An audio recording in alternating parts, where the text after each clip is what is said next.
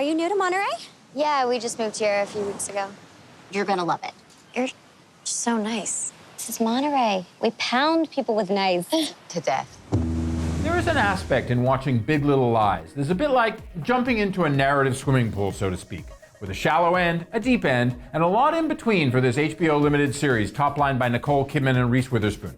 Fundamentally soapy, despite a few, let's say, dark corridors. The February 19th debuting Jean-Marc Vallée directed and David E. Kelley penned adaptation of the 2014 bestseller of the same name is an uneven ensemble exercise in the exploration of the real and seething problems that very privileged white people have, with two very strong performances from its Oscar-winning leading ladies, Witherspoon and Kidman, both of whom also serve as executive producers on the seven-parter that weaves between satire and thriller, sometimes wonderfully, I might add, in the same scene. The war is on. With the backdrop here revamped to Monterey, California, from its Australian setting in the novel, and a few other tweaks for those of you who've read the book, Big Little Lies starts off with a soon-to-sprawl schoolyard bullying incident that introduced Shailene Woodley as the new mom in town, a murder, some jockeying for position and power with the Walk the Line actor as scathing and shameless supermom Madeline, who controls or seeks to control everyone around her, adults and children, and the Hours actor and current Oscar nominee for her role in Lion as a seemingly perfect life and lawyer mom of twins,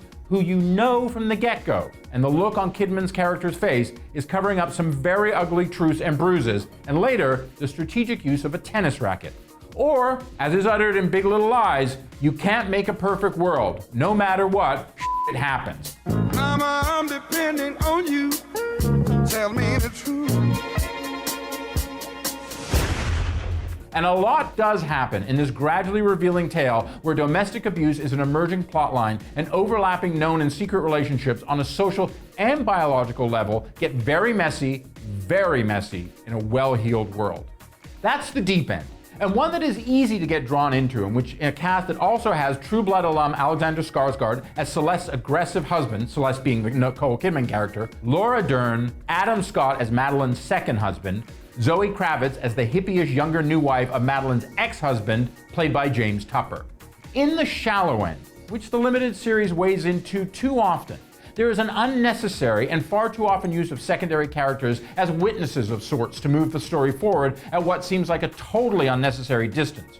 Way too many majestic shots from the Dallas Buyer Club director of the ocean to convey emotion and I think kill time. An injection of nudity and sex that seems to become part of the premium cable contract nowadays, and dozens of leaps of faith that make it clear Big Little Lies could have easily been trimmed down to have greater emotional and narrative impact. And so, it is the space in between, where the big ambitions of Big Little Lies meet the bends of the lesser qualities, that a solid series of broken people breaking themselves down floats on the prestige that is its main stars and HBO itself. And the truth is, for Big Little Lies, there is nothing small about that.